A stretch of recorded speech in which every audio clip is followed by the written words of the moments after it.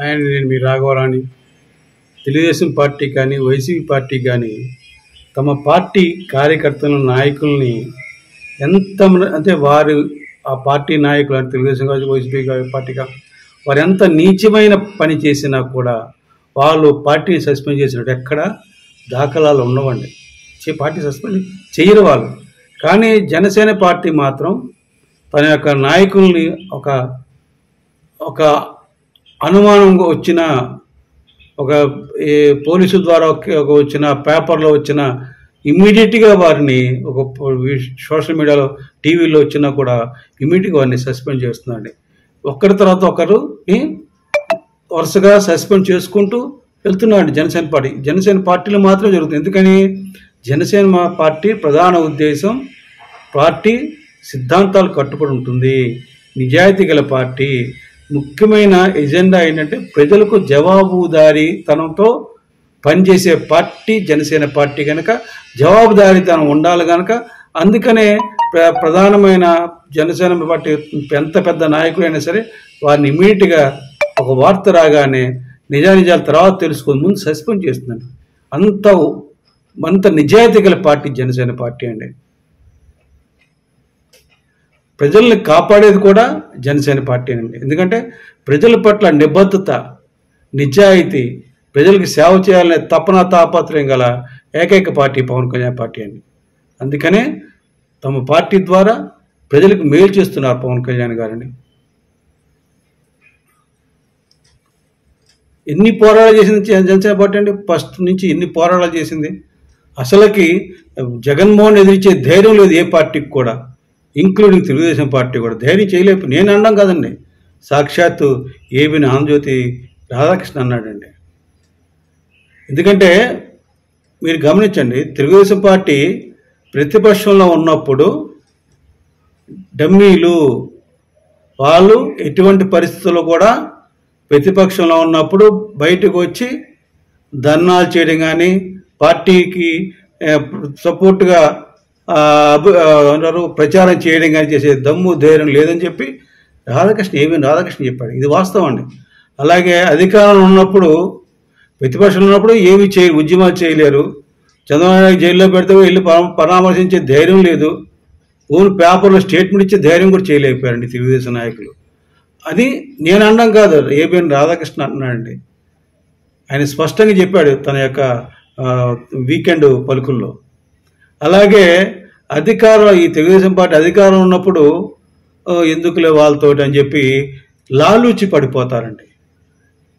లాలూచి పడి మీకు తెలుసు కదా, 60-40 అది ఎప్పటి నుంచో వస్తుంది. దానికి తగ్గట్టుగానే వీళ్ళు లాలూచి పడిపోయి వాళ్ళతో మన గొడవ ఎందుకు వైసీపీ పార్టీ వాళ్ళతోని లాలూచి పడిపోవడం వలన ఈ రోజున జగన్మోహన్ రెడ్డి ఎంత దరిద్రంగా పేటరేగిపోతున్నాడు. కారణం ఈ తెలుగుదేశం నాయకులే అండి. సాక్షాత్తు తెలుగుదేశం నాయకుల యొక్క అవకాశవాదం అండి.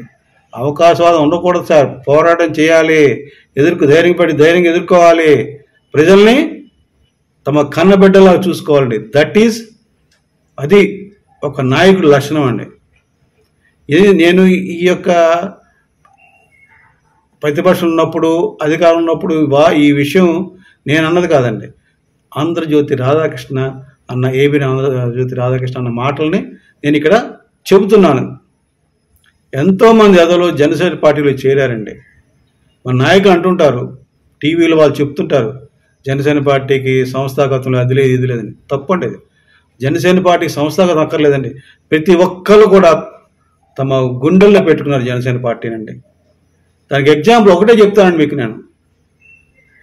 మన తాడిపగూడెం నియోజకవర్గంలోని ఒక గ్రామంలో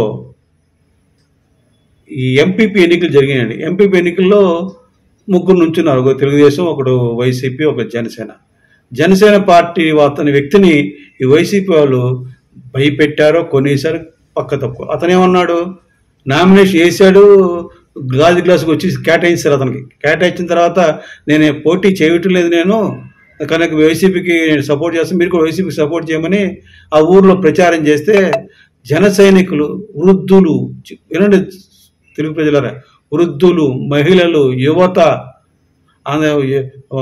స్త్రీలు అందరూ కలిసి ఒకే మాట, మాకు గాజు గ్లాసు గుర్తు కావాలని ఆ వ్యక్తి వెళ్ళి వైసీపీ పార్టీలో తరపు ప్రచారం చేస్తున్నా విత్డ్రా చేసుకున్నా కూడా విత్డ్రా చేసుకోలేదండి. ఎందుకంటే అతను సపోర్ట్ చేస్తున్నాను కూడా అది ఆ యొక్క గాజు గ్లాస్ గుర్తుకి ఓటేసి ఆ గాజు గ్లాసుని గెలిపించారండి. అంటే ఆ ముగ్గురులో కూడా గాజు గ్లాసుకి మెజార్టీ వచ్చి గాజు గ్లాస్ ఆ వ్యక్తి వాడి పార్టీలో బయటికి వెళ్ళిపోయినా కూడా అతనే గెలిచాడని చెప్పి తీర్పు వచ్చిందండి. ఎందుకు చెప్తానంటే సంస్థాగతం ఎన్ని అక్కర్లేదు సార్. జనసేన పార్టీకి ప్రజలు గుండెల్లో పెట్టుకుంటారు, జన సైనికులు గుండెల్లో పెట్టుకుంటారు, వీరమహిళలు గుండెల్లో పెట్టుకుంటారు, అభిమానులు గుండెల్లో పెట్టుకుంటారు, తటస్థులు గుండెల్లో పెట్టుకుని పవన్ కళ్యాణ్ గారిని ఆరాధిస్తున్నారండి. అది తెలుసుకోవాలి. సంస్థ ఇప్పుడు చూసారా ఎంతమంది చేయారండి? ఒకళ్ళ ఇద్దరండి. ఎన్నికలకు ముందు జేడీ లక్ష్మి వచ్చాడు, ఉన్నాడా? ఎన్నికల ముందు వచ్చో ఎన్నికలు అవగానే పోయాడు.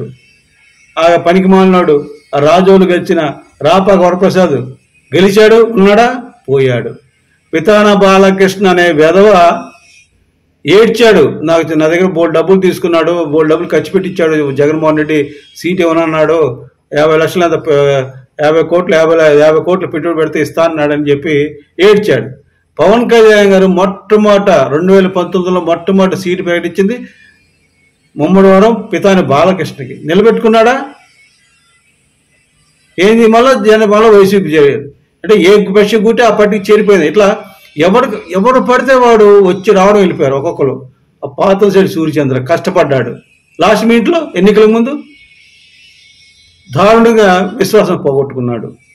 అలాగే పోతిని మహేష్ గారు కష్టపడ్డాడు, మళ్ళీ వాడు వైసీపీ పంపుడు పోయాడు. అంత డబ్బులండి. అంటే ఇటువంటి వ్యక్తులు ఉంటే పవన్ కళ్యాణ్ గారి పార్టీని ఈ సంస్థాగత ఎన్నికలు ఎట్లా పెడతారండి? పవన్ కళ్యాణ్ గారి పార్టీ ఏంటంటే నిజాయితీ గల పార్టీ, నిబద్ధత గల పార్టీకి సిద్ధాంతాలు కట్టుబడి ఉండాలి. ఆ సిద్ధాంతాలు కట్టుబడి వ్యక్తులు కాదని పవన్ కళ్యాణ్ గారు తెలుసు. ఆ నమ్మకం కోసమే ఎదురు చూస్తున్నారు ఆయన. నమ్మకం ఉన్నవారికి పదవులు ఇచ్చారు, మిగతా వారిని గమనిస్తున్నారు. చూసాంగా మనం. అద్దేపల్లి శ్రీధర్ వచ్చాడు, పోయాడు. విజయబాబు వచ్చాడు, పోయాడు. ఇలాగే ఒక అతను అనకాపల్లిలో కూడా ఒక ఐఆర్ఎస్ ఆఫీసర్ అతను వచ్చాడు, పోయాడు. ఆ పనికి మన తోట చంద్రశేఖర్ వాడి కోసం పవన్ కళ్యాణ్ గారు కష్టపడ్డారు, తిరిగారు. ఇప్పుడు పవన్ కళ్యాణ్ గారు తిరగడానికి వాడు కూడా కష్టపడి పనిచేయాలి కదా. సంస్థాగతంగా ప్రజల్లోకి ఎలాగ తిరగరు వాళ్ళు. పవన్ కళ్యాణ్ బొమ్మ పెట్టి గెలిచేయాలి అంతే. తోట చంద్రశేఖర్ వాడు కూడా పవన్ కళ్యాణ్కి ఎన్నిపోటు పొడిచాడు. ఆఖరికి భైరవ్ దిలీప్ ప్రేమనేను ఓనరు సత్యనపల్లి సీట్ రాకపోతే అతను, అంటే వీళ్ళకి సీట్ వస్తే పార్టీలు ఉంటారు, లేకపోతే పోతారు. ఎందుకు చెప్తున్నా అంటే ఇటువంటి దరిద్రులు నిష్ఠ దరిద్రులు ఉన్న వ్యక్తులకి వీళ్ళకి పదవులు ఇస్తే పార్టీ మనుగడకు కష్టం కాదండి? పార్టీ పేరు దెబ్బతిందా? ఇప్పుడు జానీ మాస్టర్ ఉన్నాడు, అతనికి నేషనల్ అవార్డు వచ్చింది, ఇలా కేసు వచ్చింది, వెంటనే సస్పెండ్ చేశారు కదా. మరి మన ఎవరు మన వినూత్ కోట అమ్మాయి శ్రీకాళహస్తి అమ్మాయిని సస్పెండ్ చేశారు కదా. ఎక్కడ ఎవరిని స్పేర్ చేయటం పవన్ కళ్యాణ్. మన కొవ్వూరు టీవీ రామారావు గారు ఇలాగా ధర్నా ఎజిటేషన్ చేస్తే చంద్రబాబు నాయుడు ఉత్తరం రాసి సస్పెండ్ చేశారు కదా. ఎక్కడ అనుసత్యనారాయణ అతను ఎప్పటి నుంచో ఉన్నాడు జనసేన పార్టీలో, కానీ ఒక చిన్న తప్పుడు అడిగేశాడు థియేటర్ల బంద్ విషయంలో. అయినా కూడా పవన్ కళ్యాణ్ స్పేర్ చేయలేదుగా, అతను కూడా సస్పెండ్ చేశారు. నేను అనేది ఏంటంటే ఇటువంటి అవకాశవాదులు ఫిరాయింపుదారులు ఉండగా పార్టీని ఎలాగా వాళ్ళకి పదవులు ఇస్తారు? అదే వీళ్ళు టీవీలు చెప్తుంటే వాళ్ళకి పని పాట లేదు. వీళ్ళకి కింద నుంచి గ్రౌండ్ నుంచి సంస్థాగతంగా ఏం లేదు. జనసేన పార్టీకి సంస్థాగతం అక్కర్లేదండి. ప్రతి వ్యక్తి గుండెల్లో పెట్టుకుంటారు పవన్ కళ్యాణ్ గారిని, జనసేన పార్టీని గుండెల్లో పెట్టుకుని ఓటేస్తారు. అది తెలుసుకోవాలి అందరూ. ఎందుకు చెప్తానంటే పవన్ కళ్యాణ్ గారి జనసేన పార్టీ అంటే ఎంతో ఉదాత్తమైనది, ప్రజలకు ఉపయోగపడేది, ప్రజారంజకంగా పరిపాలించాలి, ప్రజా ప్రయోజనం కోసమే ఉన్న పార్టీ అది, అంతేగాని స్వార్థం కోసం పెట్టిన పార్టీ కాదండి. పవన్ కళ్యాణ్ ఈ రోజున తన సొంత డబ్బులు కోట్లు వెచ్చించి ప్రజలకు ఉపయోగం చేస్తున్నాడు. కారణం ఏంటండి? ఆయన మంత్రుల పదవులు ఉన్నాయి, మంత్రి అయ్యాడు, గవర్నమెంట్ సొమ్ము ఖర్చు పెట్టచ్చు. గవర్నమెంట్ సొమ్ము కాకుండా తన సొమ్ము ఎందుకు ఖర్చు పెడుతున్నాడండి? ఇంకా ప్రజలకు ఇంకా సుఖంగా ఉంటారు. గవర్నమెంట్తో ఒక పావు వంతు చేస్తే నా సొంత డబ్బులతో పావు వంతు చేస్తాను, సెంట్రల్ గవర్నమెంట్ 1/2 వంతు చేస్తుంది, 1 వంతు పూర్తవుతుంది, ప్రజలు సుఖంగా ఉంటారని ఆయన ఎంత మంచి పనులు చేస్తున్నాడు పవన్ కళ్యాణ్ గారండి. ఈ ఎదలకు అర్థమవుతుందా? ఎందుకు ఇంత ఇంత డీటెయిల్గా ఎందుకు చెప్తున్నా అంటే జన సైనికులు తెలుసుకోవాలి, ఈ యొక్క ప్రతిపక్షంలో ఉన్న ప్రతిపక్ష నాయకులు తెలుసుకోవాలి. పవన్ కళ్యాణ్ గారితో మీకు అసలు ఏ కోసానా పోలిక ఉండదు. మీరు కూసే గాడిదలు, అరిచే కుక్కలు, పిచ్చి కుక్కలు, గజ్జి కుక్కలు మీరు. ఇటువంటి పరిస్థితుల్లో పవన్ కళ్యాణ్ గారు ఎవరు నమ్ముతారు చెప్పండి? ఎవరు నమ్ముతారు? ఎవరికి పదవులు ఇవ్వాలి చెప్పండి? మీరు చెప్పండి, ఎవరు చెప్పండి మీరు? ఇటువంటి విధి విధానాలు అనుసరించి వెధవలకు నమ్ముకుంటే పవన్ కళ్యాణ్ గారు తన లక్ష్యాన్ని చేరుకోగలరా? గమనించండి. ఇటువంటి విధి విధానాలను అనుసరించని వెధవలను వెంటేసుకొని నమ్ముకుంటే పవన్ కళ్యాణ్ గారు తన లక్ష్యాన్ని చేరుకోగలరా? అందుకనే పార్టీ కార్యకర్తలు, నాయకులు ఎంత నిజాయితీగా ఉంటే పవన్ కళ్యాణ్ గారు అంత గట్టిగా పోరాటం చేయగలుగుతారు. ఎందుకంటే ఆ యొక్క కార్యకర్తలు ఉన్నారు నాకు, వాళ్ళ వలన ఈరోజు నేను ఇట్లా ఉన్నా చెప్పుకుంటారు. ఎందుకంటే కార్యకర్తలు బలంగా ఉంటే, వాళ్ళు నిజాయితీగా ఉంటే పవన్ కళ్యాణ్ గారు రొమ్ము ఇలా ఎరగదీసుకొని తల ఎత్తుకొని గర్వంగా జాతీయ జెండా అంటుంటారు పవన్ కళ్యాణ్ గారు, అంత గర్వం నాకు ఉందని అంత గర్వంగా ఆయన చేసుకుంటూ వెళ్ళిపోతారండి. అందుకనే పార్టీ కార్యకర్తల నాయకులు ఎంత నిజాయితీగా ఉంటే పవన్ కళ్యాణ్ గారు అంత గట్టిగా పోరాటం చేయగలుగుతారని నేను తెలియజేస్తున్నాను.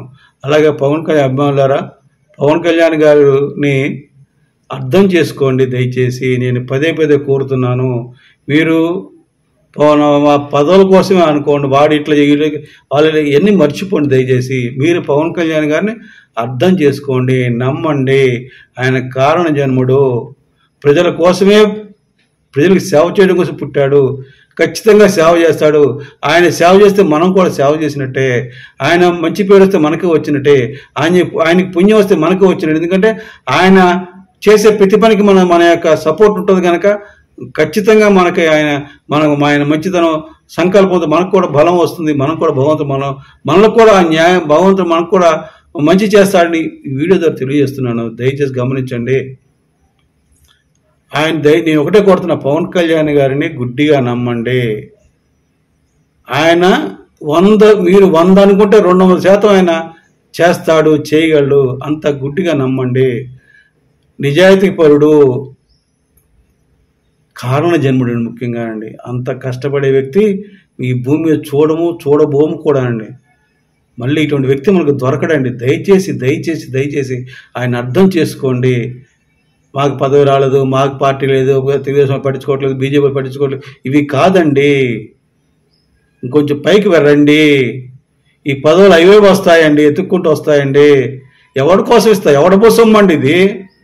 మనం లేకపోతే ఈరోజు కూటమి ఉందా అండి? జనసేన నాయకులారా, కార్యకర్తలారా, జన సైనికులారా, జనసేన లేకపోతే కూటమి ఎక్కడదండి?